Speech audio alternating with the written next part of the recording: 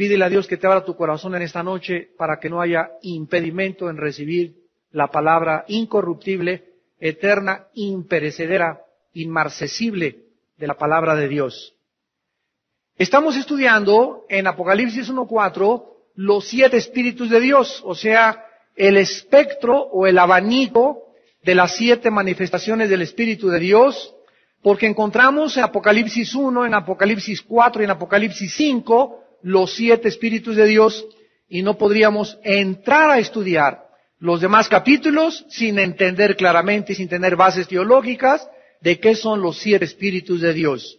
Ya hemos visto algunas de las manifestaciones y estos 7 espíritus de Dios se encuentran en Isaías 11:2. Ahí se enumeran cada uno de ellos y son las 7 manifestaciones del Espíritu Santo en su perfección que residieron en la persona del Mesías, en Jesucristo, Yeshua HaMashiach. En esta noche vamos a estudiar el espíritu de inteligencia, de conocimiento, de consejo y de poder.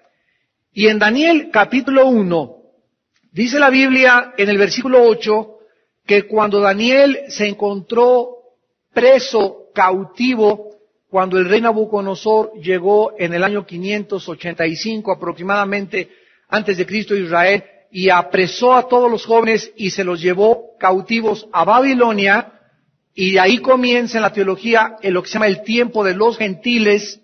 Desde ese tiempo, Daniel, al llegar a Babilonia, era un muchacho que no solo creía en el Mesías, como muchos actualmente les preguntas, oye, ¿crees en Cristo? Sí, sí creo en Cristo. ¿Crees que la Biblia es la palabra de Dios? Claro que sí, si hasta voy a la iglesia cristiana. Muy bien, si tú dices que crees, ¿por qué no tienes convicciones? Si tú realmente dices que crees, ¿por qué sales con esa muchacha que no es cristiana? Y te haces vanas ilusiones, ¿por qué sales con ese muchacho que no es cristiano? Si realmente dices que crees. Entonces nos damos cuenta que nunca somos probados hasta que viene la oportunidad de demostrar con nuestras convicciones, y donde le digo, no hago eso, reprendo eso, rechazo eso, no tomo esa tentación, no veo esta película, no comprometo mi fe, no es hasta que demostramos con hechos lo que creemos cuando verdaderamente podemos llamarnos personas con convicciones. Y lo que más falta dentro de la iglesia cristiana en el mundo son convicciones. El cristiano, las iglesias se están comprometiendo demasiado con el mundo, comprometiéndonos demasiado en el ecumenismo con otras religiones, comprometiéndonos con la famosa frase, por el amor, pero nunca por el amor se sacrifica la verdad. Entonces, cuando la verdad es sacrificada, en aras de que tenemos que amar y tenemos que perdonar, y no podemos juzgar esto porque es falta de amor, en ese momento estamos retrocediendo en nuestra teología.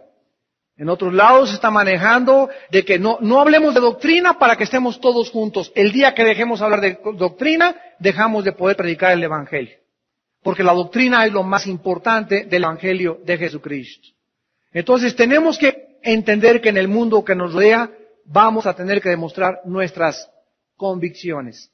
Cuando venga Jesucristo, muchos le van a decir, Señor, Señor, ¿a mí me estás hablando? ¿Te va a contestar Cristo? Sí, yo dije que creía en ti, que creía en la cruz, y Jesucristo les dirá, apártense de mí, ni siquiera te conozco quién eres.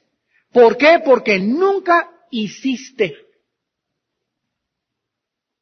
Nunca llevaste a la acción. Cuando vino la prueba, tus convicciones fueron demasiado débiles y no abrazaste verdaderamente el camino de la fe. Daniel no fue así.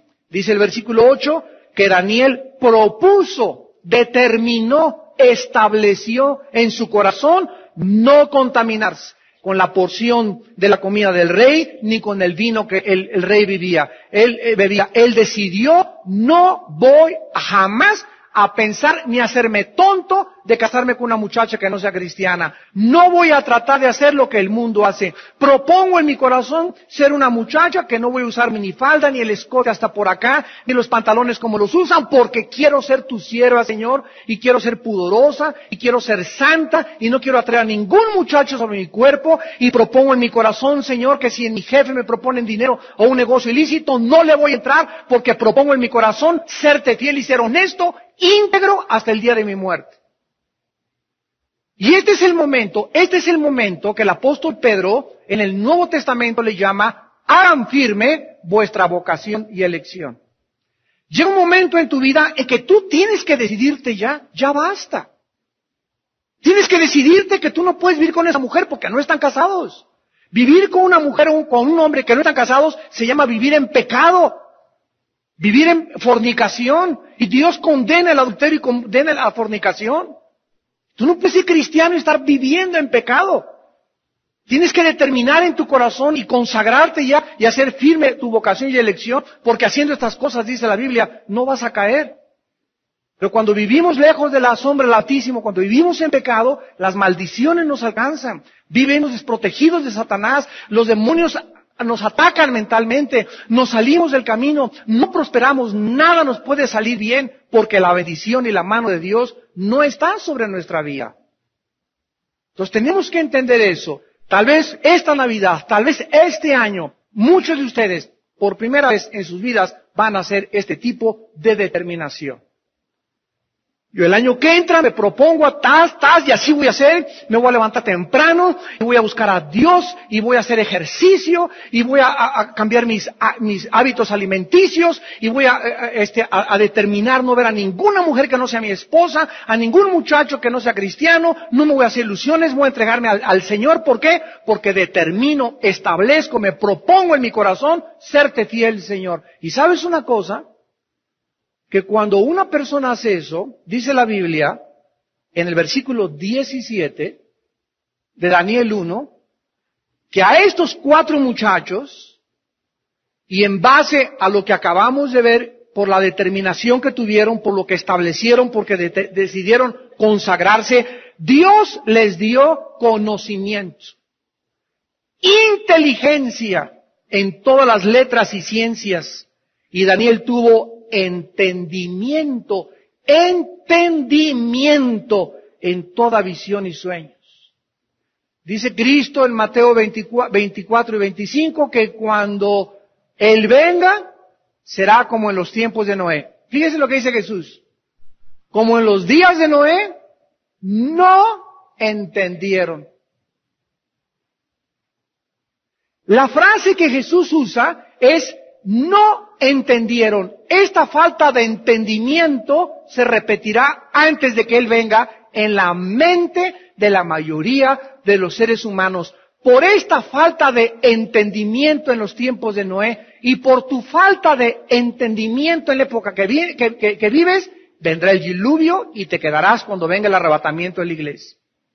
La pregunta es, ¿qué cosa no entendieron en tiempos de Noé y por qué no entendieron? 120 años, Noé predicó el arrepentimiento y confirmándolo, clavando los clavos y haciendo el arca, y la gente pasaba, y me imagino que hasta allá tenían un aparador turístico ahí donde pasaban. Vean, vamos a visitar al loco de Noé, como un atractivo turístico de ahí de la ciudad donde estaba en Israel fabricando su arca Noé. Vean a un loco construyendo un arca donde no hay mar, y no ha llovido jamás, y está a 300 kilómetros el mar más cercano. Era considerado un loco en sus tiempos. Ellos no quisieron entender. ¿Qué fue lo que no quisieron entender? De que no somos dioses. De que necesitamos someternos al Creador, al Dador, al Legislador, al Sustentador, al Salvador, al Redentor, al que dio su vida por mí en una cruz. Necesito yo someterme a Él y decirle, ¿qué quieres que haga? ¿Cuál es tu voluntad, Señor, para mi vida? Y ya no andar jugando al cristianito. Cuando tú haces eso delante de Dios y te consagras y entiendes, ¿qué cosa tenemos que entender? Que no podemos hacer nada sin Él, que separados de Él nunca nos va a ir bien en la vida. que duro es el camino de los transgresores, que apartarse de Dios es sinónimo de autodestrucción, que fuimos creados para Él, para estar con Él, para tener comunión con Él, para ser bendecidos por Él, cerca de Él siempre. En su presencia hay gozo y plenitud de gozo. Eso es lo que tienes que entender. ¿Qué es mentir el pecado? El pecado es una mentira. No es cierto que te va a ir bien si haces aquello. No es cierto que, aunque el diablo venga y te diga y te pinte las 1001 noches, no es verdad, son oasis, son falsos. No es verdad. Créele a Dios y a sus profetas y serás próspero. Y te irá bien a ti y a toda tu descendencia. Dios quiere que tú entiendas y Dios les da inteligencia y en todas las letras conocimiento. Un cristiano debe sacar las mejores calificaciones en la secundaria, en la preparatoria, ser el mejor estudiante, presentar la mejor tesis, ser el mejor arquitecto, el mejor plomero, el mejor arquitecto. ¿Por qué? Porque cuando tú estás en Cristo, tenemos un espíritu superior. Tenemos la misma presencia de Dios dentro de nosotros. Para que tú tomes un libro de electricidad y lo entiendas así, un libro de ecuaciones y así lo entiendas, un libro de química y así lo entiendas. ¿Por qué? Porque si Dios te llamó a ese campo donde tú vas a tener autoridad en la química, Dios te va a dar autoridad en la química. No te metas a la física si tienes llamado a la química, no te metas de ingeniero si tienes llamado a la medicina, no te metas a etimólogo si tienes llamado a otro campo, porque Dios nos da autoridad en el campo donde Él nos llamó. No te mates a estudiar ingeniería si no tienes aptitudes de dibujante ni te gusta la construcción. Y por el hecho de que tu papá fue ingeniero, no vas a ser tu ingeniero. Por eso, tú tienes que atender el llamado del Espíritu de Dios. Y es en nuestro campo de autoridad donde Dios nos da su gracia. Y cuando una persona está funcionando, Michael Jordan, basquetbolista, lo metes al Club América y es un papanatas.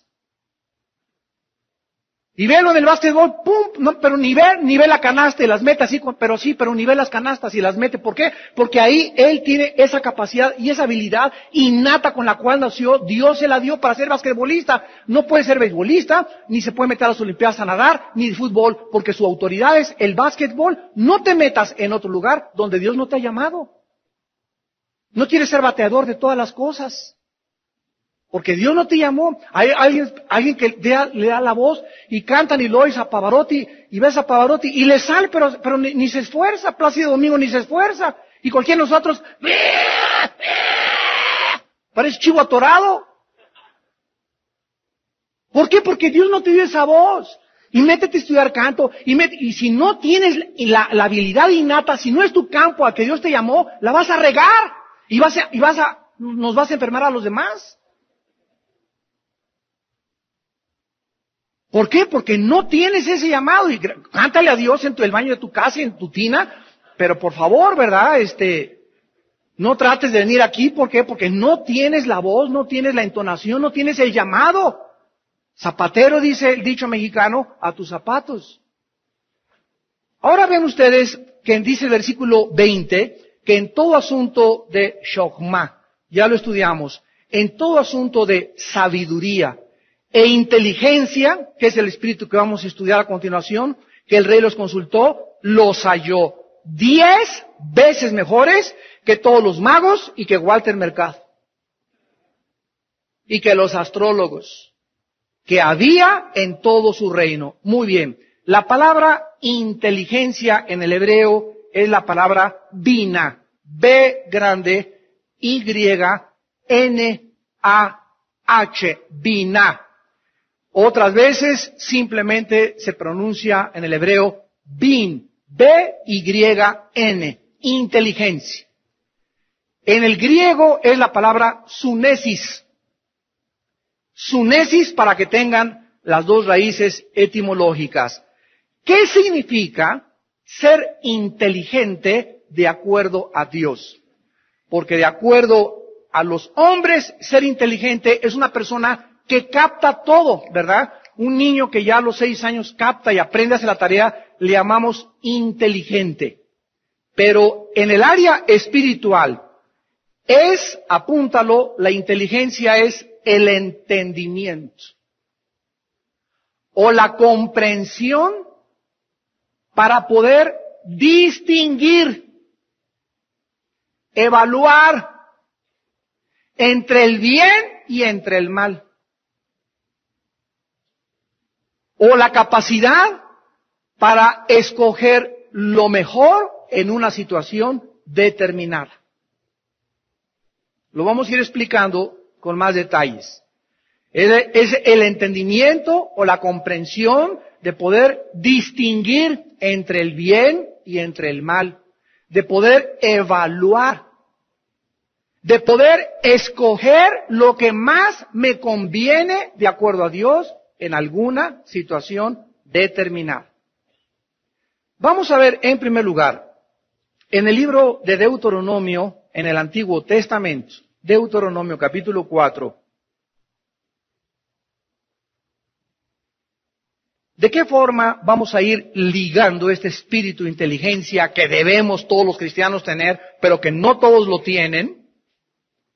¿Y cuáles son las condiciones para tener esta capacidad y no ser engañado en la vida? ¿Quién es una persona que se va con la finta y se cae en las manos de una secta? O que cree un libro que compra en Samos, El caballo de Troya, de José Benítez, y te vas con la finta, y crees que es cristiano. ¿Y por qué crees que es cristiano ese libro? Pues porque habla de Cristo, porque habla de los evangelios, y te tragas todo el anzuelo. ¿Por qué? Porque no tienes la inteligencia, la capacidad de distinguir y decir, no, esto no es bíblico. ¿Por qué no lo tienes? Porque no tienes inteligencia y te vas con la finta. Las personas que carecen del espíritu de inteligencia son fácilmente seducidas por el engaño que está a nuestro alrededor multiplicándose. Dice en Deuteronomio 4, versículo 6, le dice Dios a la nación de Israel: guárdenlos pues, está hablando de sus mandamientos, y pónganlos por obra, porque esta es vuestra sabiduría y vuestra biná, vuestra inteligencia. Cuando un cristiano comienza y determina a ser amante con su esposa, cariñoso con su esposa, a tratarla como un vaso frágil, a cuidarla, a dar un buen testimonio a sus niños en su casa, a ser honesto en su trabajo, a ser puro en la calle, a ser puro sexualmente. Cuando comienzas a poner por obra, cuando comienzas a practicar lo que ya conoces, comienzas sin que tú te des cuenta a ser inteligente espiritualmente.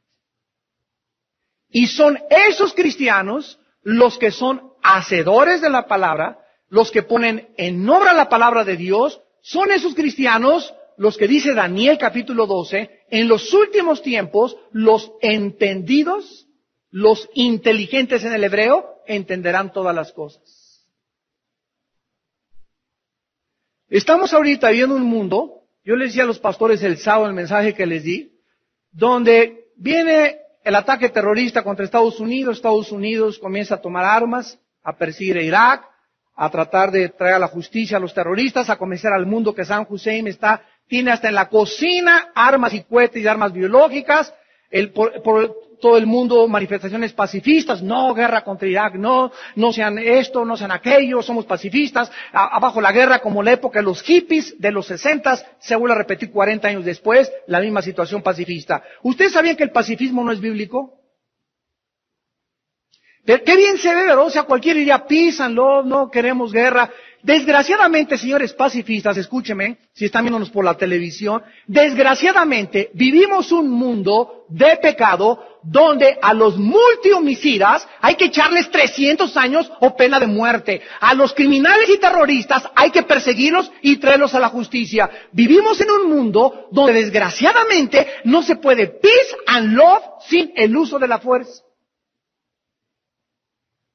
Desgraciadamente se tienen que usar las armas y los soldados y los granaderos y la policía para poder traer justicia a una nación, porque a través del peace and love, y les rogamos que no hagan manifestaciones en la carretera, señores campesinos, y les pedimos que no bloqueen las calles, por favor, peace and love, háganos caso. ¿Cuál háganos caso? Toma tú, háganos caso. No te van a hacer caso si no les mandas gases lacrimógenos, si no les mandas soldados, y desgraciadamente va a haber muertos, y desgraciadamente, ¿por qué? Porque ellos lo provocan, y si no lo hacemos caemos en un estado de anarquía. ¿Qué es anarquía? Es vivir en un estado bajo una cultura o una sociedad donde cada quien hace lo que le da la gana. Y el gobierno, bien gracias, el gobierno fue pintado, y el gobierno no fue para ser pintado, el gobierno fue puesto desde Dios para poder salvaguardar nuestra seguridad y darnos garantías individuales, para que yo vaya en mi carro y no se me atraviese en la carretera, para que vaya por el periférico y nadie se me atraviese. ¿Por qué? Porque el gobierno tiene la obligación de cuidar nuestros derechos. Y cuando alguien quiere violar mis derechos y decir, protestamos por esto como campesinos, y están tratando de destruir nuestros derechos y tratando de hacer a un lado los derechos de los demás, ya no, en ese momento pierden sus derechos. Automáticamente pierdes tus derechos. Cuando la defensa de tus derechos la usas para pisotear los derechos de los demás ciudadanos y tratar de causar un caos en el tráfico, en ese momento ya no tiene por qué el gobierno hacerte caso, porque no es la manera de poder demandar tus derechos. Cuando se junta un grupo de homosexuales y llegan a la Cámara de Legisladores y los retratan en la televisión, y están los chamaquitos de 18 años, los dos hombres besándose, los dos nos amamos hasta la muerte y hasta eternamente, y nadie tiene derecho de meterse con nosotros, porque si no les hacemos pum pum, ingratos. Comienzan a agredirnos a nosotros, la sociedad, a mis niños chiquitos, a mis jóvenes, y me están diciendo que pueden adoptar niños, que se pueden casar y que pueden destruir el vínculo más fuerte de toda la sociedad, que es el matrimonio, para que podamos reconocer sus derechos, pisoteando y tratando de destruir la moral de nuestros propios hijos y de la familia mexicana. En ese momento, ¿sabes una cosa? Estás loco de remate. Porque Dios no creó, ¿verdad?, a Adán para que fuera con Jorge ni con Pepe. Dios nos creó varones a los varones y a las mujeres las creó mujeres, para que nos juntáramos hombre y mujer y formáramos la familia y estableciéramos el núcleo más fuerte de la sociedad, que es el matrimonio. En eso yo le doy las gracias, ¿verdad? Y alabo al cardenal Norberto Rivera, que declaró antier, ¿verdad? Es un ataque contra la familia. Gracias a Dios que la Iglesia Católica en ese sentido estamos de acuerdo. No a la homosexualidad, no a darles derechos, ¿verdad? Porque es la aberración más grande en la que una sociedad puede caer. Cuando creemos que ellos tienen derechos, y no tienen ningún derecho desde el momento en que están atentando contra el establecimiento más grande de la sociedad, que es el matrimonio. ¿Pero por qué sucede esto? Porque la gente, los mismos cristianos, no saben ya ni qué votar, no saben distinguir, o sea, estamos llegando donde no sabemos qué es bueno y qué es malo. ¿Será melón, será sandía? ¿O se podrán las dos cosas? ¿Bush estará haciendo bien o estará haciendo mal? A lo mejor Bin Laden es el héroe y ahora ya los terroristas son héroes y son aplaudidos, y arriba Irak, y arriba Hussein. Protejan a los criminales, muerte a los imperialistas yanquis. Cuando llegamos a este punto y ustedes no pueden distinguir en qué tiempo nos encontramos en México de tanta anarquía, cuando comenzamos a darnos cuenta que el bien se le llama mal y al mal se le llama bien, es un síntoma de degradación cultural, donde tenemos los días y los meses contados.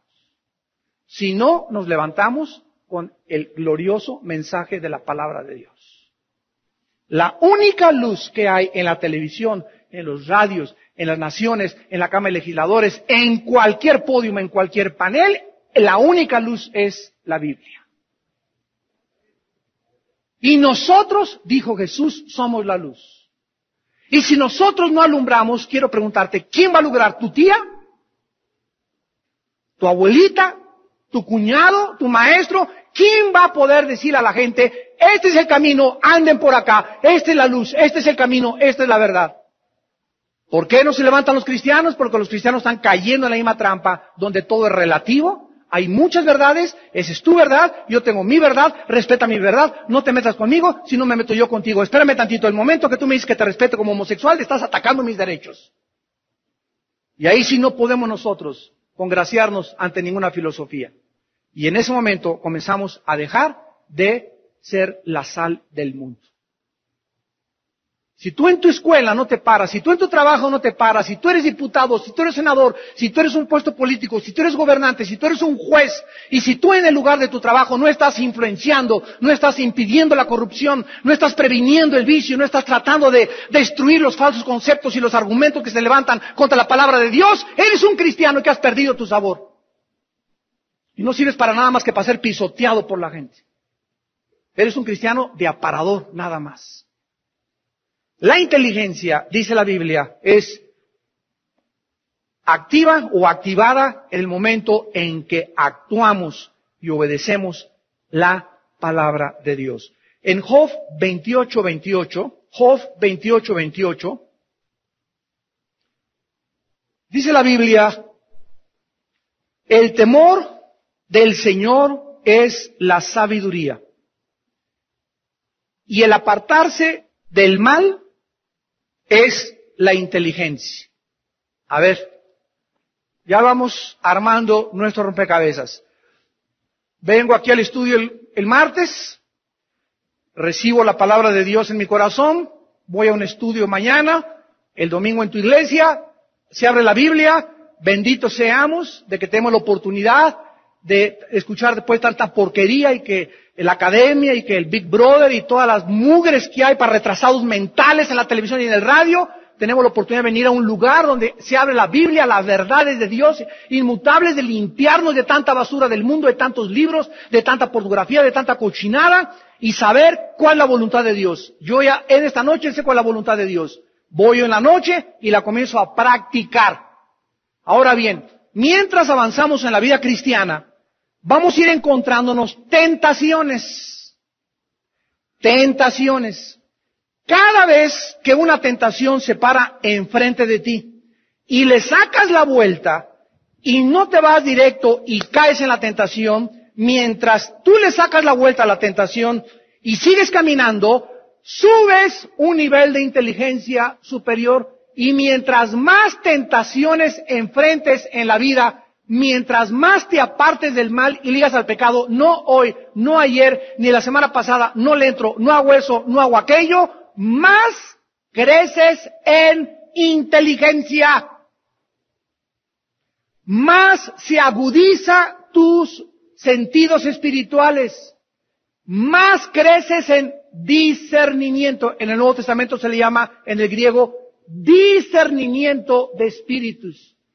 Más susceptible y sensible te vuelves, ves a una persona y ya sabes que esa persona, comienzas a entender y a ver realmente el corazón de la gente. Y esta capacidad de ver el corazón de la gente, aunque no lo conozcas mucho, te protege de muchos males en la vida.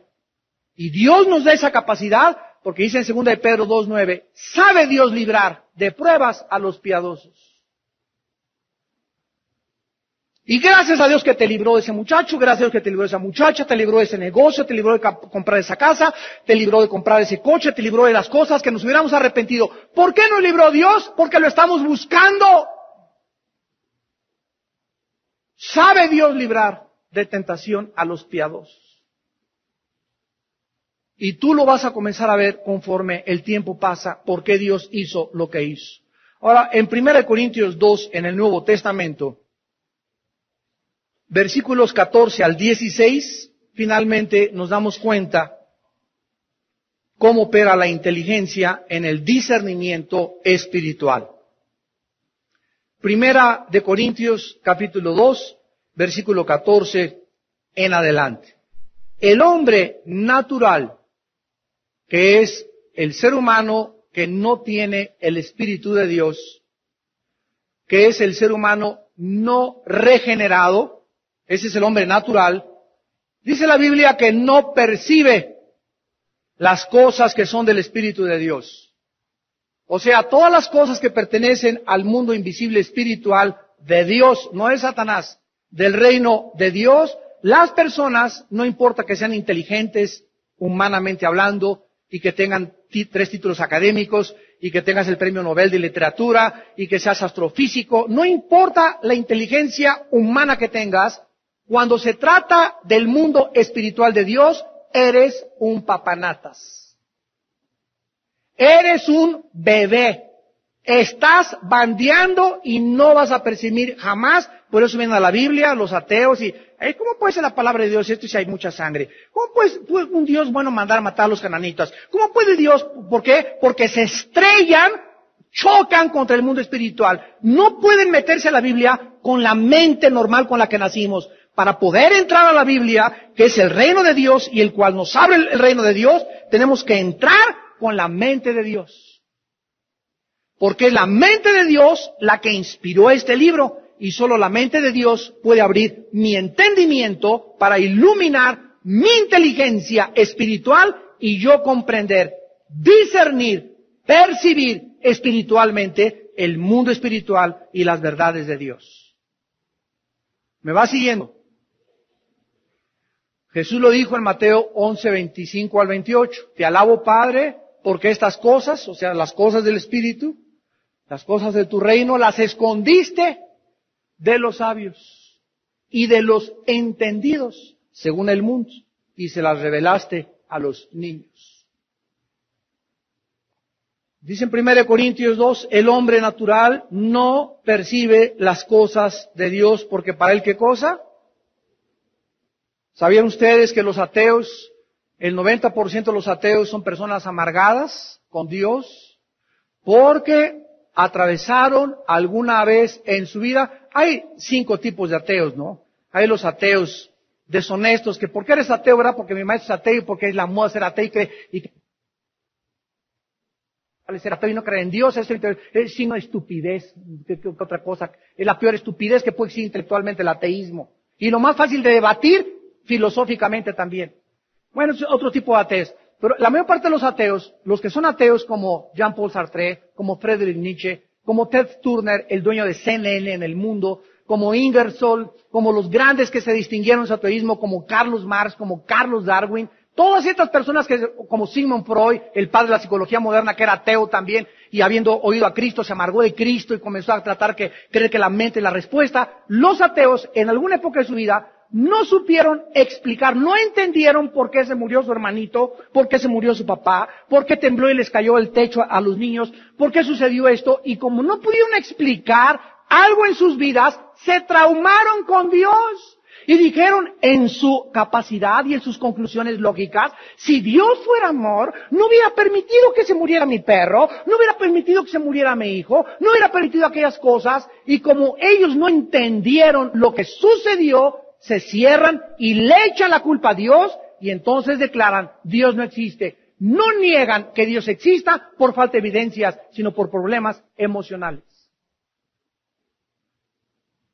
No hay un solo ateo jamás, ni lo ha habido en la historia, que sea ateo porque diga, no encuentro evidencias para creer que exista un Dios, porque evidencias sobran. Uno de los más famosos ateos del siglo pasado fue Carlos Sagan, un astrofísico, astrónomo, que declaró, el universo siempre es lo que ha estado, ha sido y será. Fuera de esto, no hay nada más que investigar. Nietzsche, el hombre filosóficamente que influyó más en Adolfo Hitler, dijo que Dios estaba muerto. ¿Cómo acabó Nietzsche? Acabó siendo un homosexual a los 38 años de edad y a los 42 años dicen que se sentaba en el piano de su casa y como loco comenzaba a azotarse contra el piano y acabó en un hospital psiquiátrico. El hombre que dijo que Dios estaba muerto murió primero que Dios porque Dios sigue vivo. Las cosas del Espíritu para ellos son locura. Porque no las puede, ¿qué cosa? ¿Qué se necesita para entender la Biblia, para entender la mente de Dios, para entender los juicios de Dios, para entender las cosas del mundo, para tener una explicación? Necesitamos inteligencia espiritual. Y hay cristianos que tienen al Espíritu de Dios, pero jamás han sido inteligentes espiritualmente. Y ahí, en lo más recóndito de tu corazón, muchos que me escuchan ahorita, ahí en lo más hondo de tu corazón, escúchame, tú estás enojado contra Dios. Y tienes algo contra Dios que no te cumplió en tus años pasados. Algo que sucede en tu vida, por lo cual sigues culpando a Dios, no te has podido librar de este temor inconsciente y de esta amargura inconsciente en contra de Dios. Cristianos que necesitan pedirle perdón a Dios. Así es. Y no es hasta que tú le pides perdón a Dios por tu falta de comprensión y por querer retarlo y poder creer que eres más inteligente que Él y por qué no te explicó esto, que no eres libre. Porque mientras tengas ese rencor contra Dios y no hayas perdonado tú a Dios, no vas a poder jamás ser una persona libre y menos inteligente espiritualmente hablando. Las cosas de Dios, dice la Biblia, ¿qué cosas se han de discernir? Apunta la palabra discernir, significa distinguir entre el bien y entre el mal. Entre el error y la verdad. Entre lo blanco y lo negro. Entre lo incorrecto y lo correcto. ¿Qué significa esto? Que el ser humano, cuando nacimos y por naturaleza, nacimos con el alma y el espíritu así, entremezclados. Dice Hebreos 4:2, la palabra de Dios es viva y eficaz y más cortante que toda espada de dos filos y penetra, vean con atención, hasta partir, esa palabra en el griego es dividir el alma y el espíritu. ¿Qué es lo que dentro de mí separa mi alma de mi espíritu? La palabra de Dios. Antes de que yo me enfrentara a la palabra de Dios, mi alma y mi espíritu estaban entremezclados. Como mi alma y mi espíritu estaban entremezclados antes de que fuésemos cristianos, teníamos zonas grises. Y por eso no sabíamos realmente si vivir en amaciato es pecado, o de vez en cuando una canita al aire es pecado, o como muchos narcotraficantes que matan, pero eso sí, comulgan el domingo y mandan dinero al Vaticano, o como políticos, ¿verdad?, que creen que porque tienen una religión, cumplen el domingo, pero roban durante la semana. O sea, no hay una capacidad, bíblicamente hablando, humana, para poder decir, esto está bien y esto está mal. Entonces la Biblia nos separa el espíritu del alma. Fíjense en esto. Ahora, una vez que el cristiano nace del espíritu, se desliga de su alma, Dios comienza a mandar la información a mi espíritu, no a mi alma. Mi alma es la mente. Y Dios es espíritu. Dios no se comunica a mi mente, Dios se comunica a mi espíritu y mi espíritu le pasa la información a mi mente. Mientras más información reciba mi mente, no de Freud, no de Demóstenes, no de Carlos Marx, no de los gurús, sino del espíritu mío que está conectado con Dios, mi mente se va renovando. Romanos 12:2, nos vamos transformando. Hay una metamorfosis mental en la que cada día entiendo. Y mientras mi mente recibe más información de mi espíritu, que está conectado con el espíritu de Dios, porque el espíritu de Dios está en mi espíritu, mi mente le manda órdenes a mi cuerpo. Y mi cuerpo se comienza a convertir en esclavo de mis pensamientos. Ahora, a mi cuerpo no le voy a dar, mi cuerpo me dice que atole en la noche, pues no te doy. Esa muchacha, pues no la veo. Y comienza mi cuerpo a tratar, donde está la carne, a rebelarse, y comienzo a sufrir yo. Y el cigarro, pues no fumo, pues no tomo eso, pues no veo esa película, pues no hago ese negocio. Y mientras mi cuerpo reciba más órdenes y más sometido está mi cuerpo a mi mente, más dueño de mí mismo me vuelvo.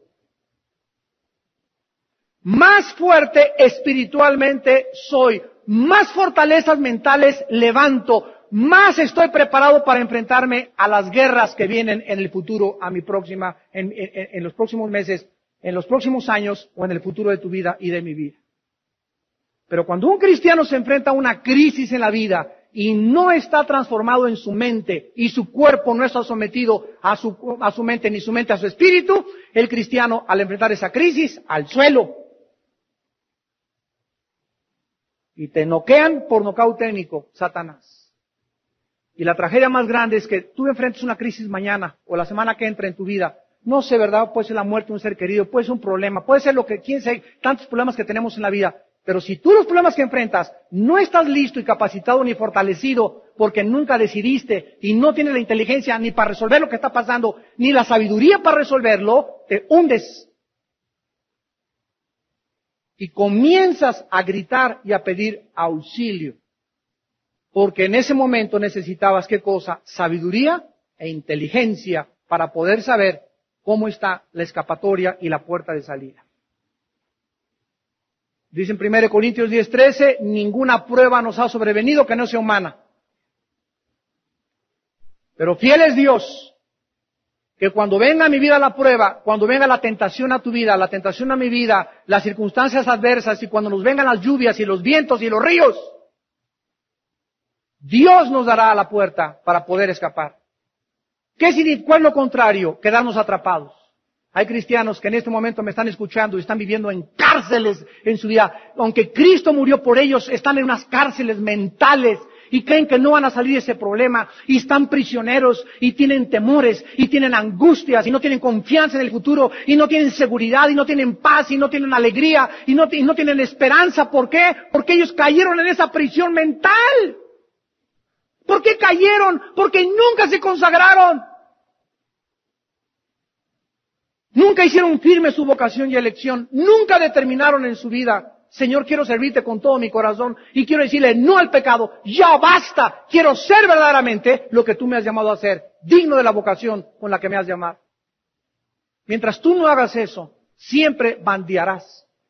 Y estarás como los judíos en el desierto, vuelta y vuelta y vuelta, y ahí te vas a quedar 40 años y sus cuerpos quedaron postrados y jamás entraron a la tierra donde fluye leche y miel. Jamás entraron a la bendición, jamás entraron al descanso de Dios. Vas a pasar a la otra muerte y en tu vida jamás tuviste un día de paz siquiera. ¿Por qué? Por tu desobediencia. Porque nunca quisiste tomar en serio a Dios.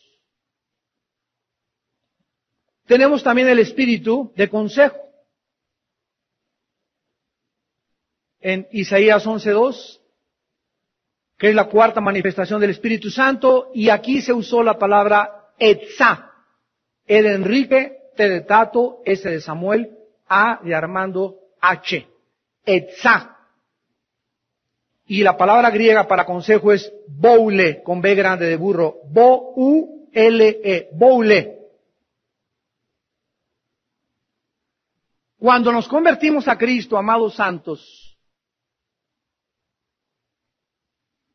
desde ese momento Dios anhela darnos shokma, sabiduría, bina, inteligencia, y Dios anhela con todo su corazón, Dios anhela, como dice en Deuteronomio 4, o si supieran cuánto anhelo bendecirlos y que temieran mi nombre para que les fuera bien en la vida a ellos y a sus hijos. Si supiéramos cuánto ahorita el Espíritu Santo nos está diciendo, o si tú supieras cuánto anhelo aconsejarte yo qué debes hacer en esa situación. Cuando venimos a Cristo, comenzamos a buscar a Dios para que de Él venga su consejo. Ya no vas con el psiquiatra, con el psicólogo, con tu comadre, con la doctora Corazón. Ahora Dios anhela que le busquemos a Él para todas las decisiones que tomemos en la vida. Y ese Espíritu Santo que tenemos dentro de nosotros, lo puso Dios para guiarnos, para aconsejarnos y que podamos caminar en el camino de la verdad. Nosotros tenemos que entender qué es lo que significa este espíritu de consejo, vivir haciendo la voluntad de Dios. Este consejo o esta voluntad de Dios, lo mismo, es recibido por aquellos que han determinado ser santos en toda su manera de vivir. Aquellos que han decidido seguir a Dios en serio. Aquellos que han determinado consagrarse al Señor recibirán sabiduría, inteligencia, consejo. Y si nosotros recibimos el paquete completo en esta vida, qué maravilloso podemos pasar a la otra vida y en la otra vida saber que en esta vida pudimos en abundancia y en su máxima potencialidad disfrutar todas las bendiciones que el Espíritu de Dios tenía para todos nosotros.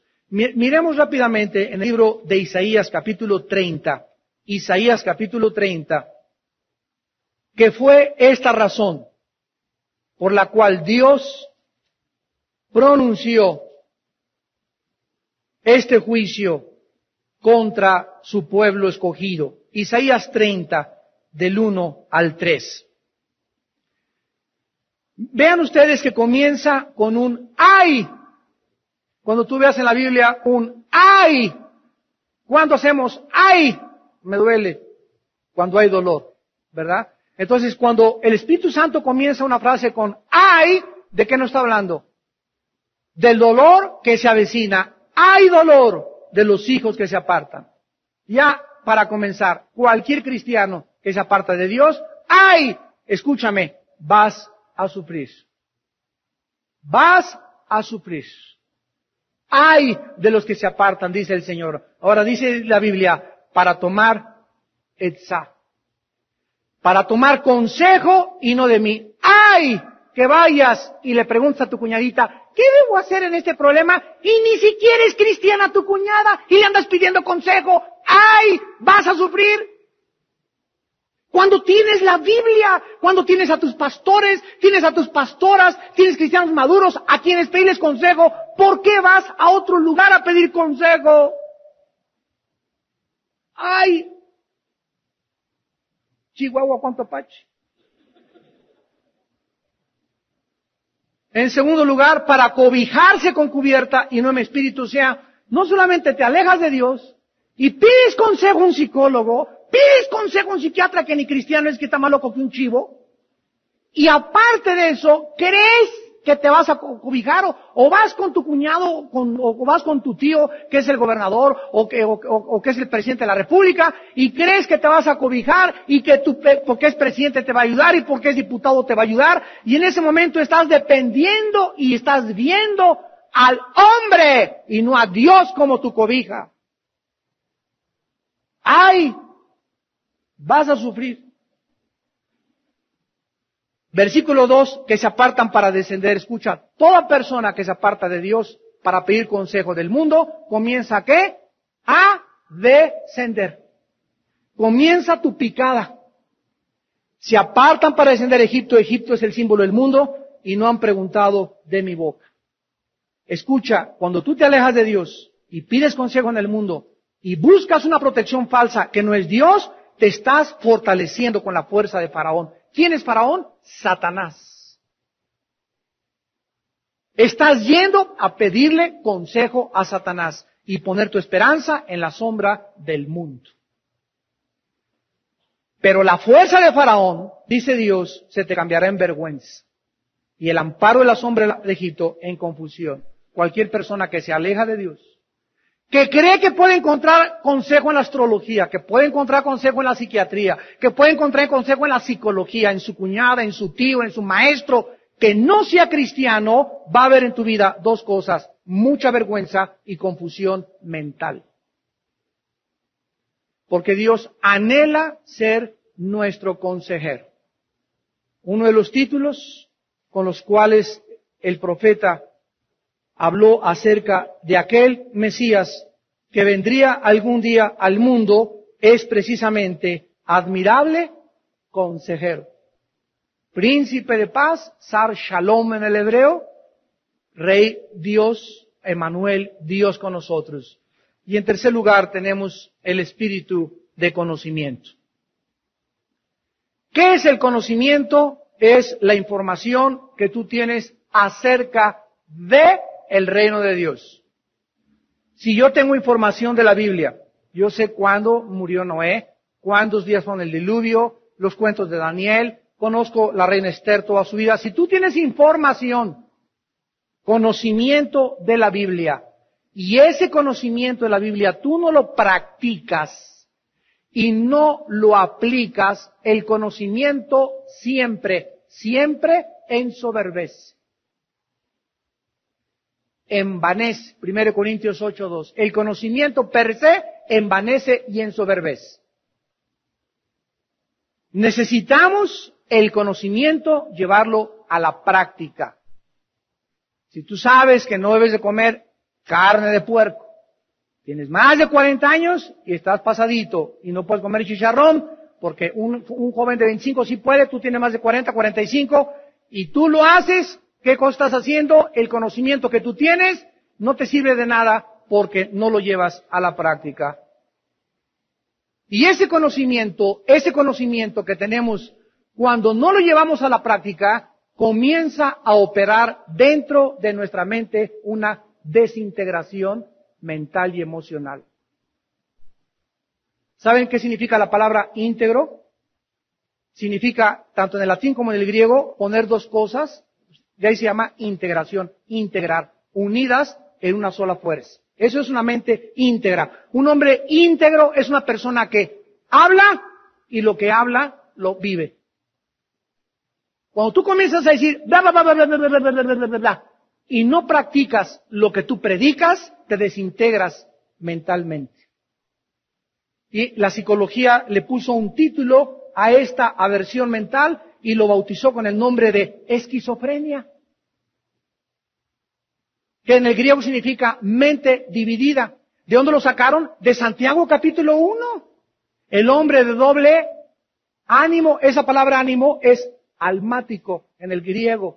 El hombre de doble mente, ahí lo dice hace 2000 años antes de Freud, es inconstante, es una persona inestable en todo lo que hace. Y te das cuenta que eres cristiano, pero eres inestable.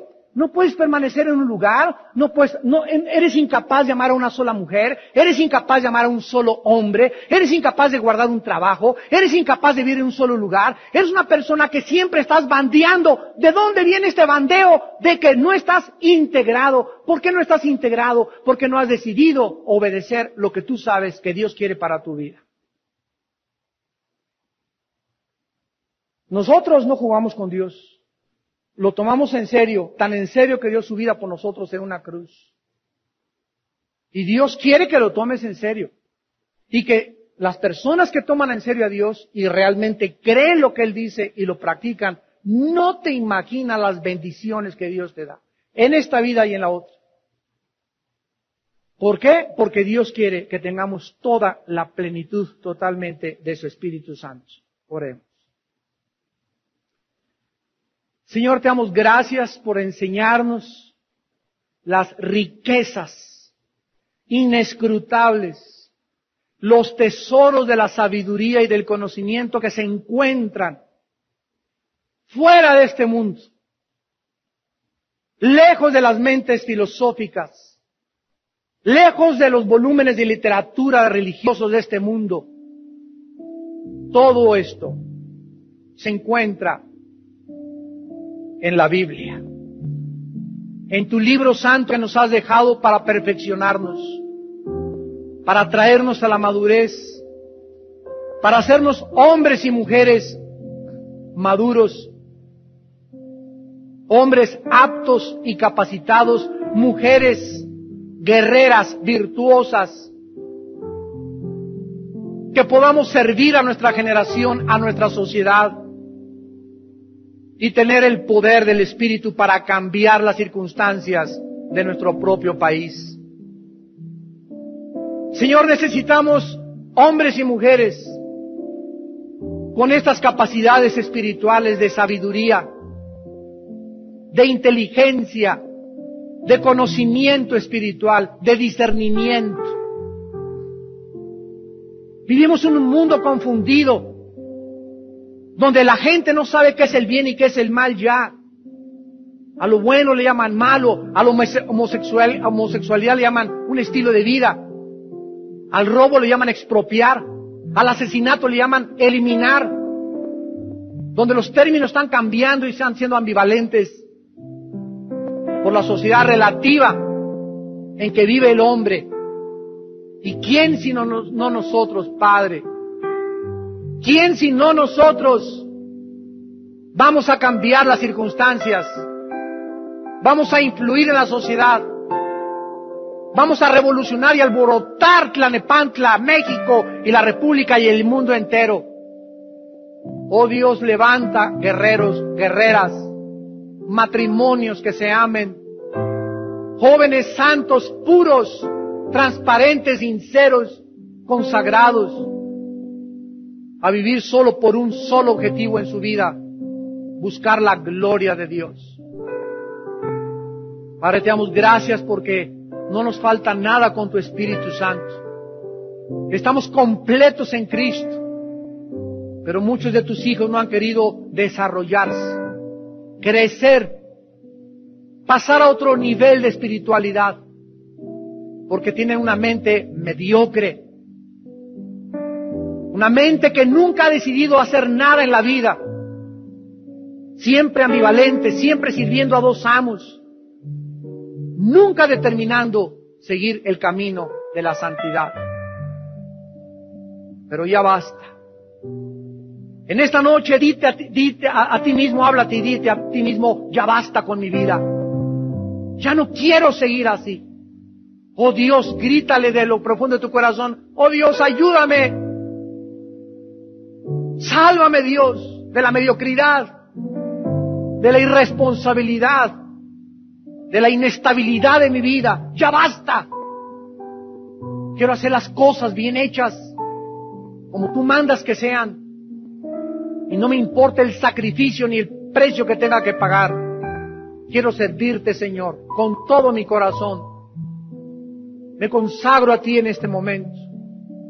Te entrego mis afectos, mis sentimientos y quita de mi vida todo aquello que tú consideres que no proviene de ti. Quítalo, Señor.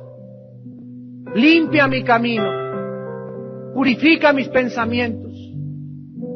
Dame sabiduría, conocimiento y inteligencia espiritual para que yo pueda vivir una vida y una vida en abundancia para la gloria de tu Santo Hijo Jesucristo, en quien te lo pido y por quien te doy las gracias por haber dado su vida por mí en una cruz y haber derramado su sangre para que ya no viva para mí mismo, sino para aquel que vive por los siglos de los siglos, a quien le doy la gloria y la honra en esta noche, y a quien bendigo con todo mi corazón, a Jesucristo el Hijo de Dios. Amén.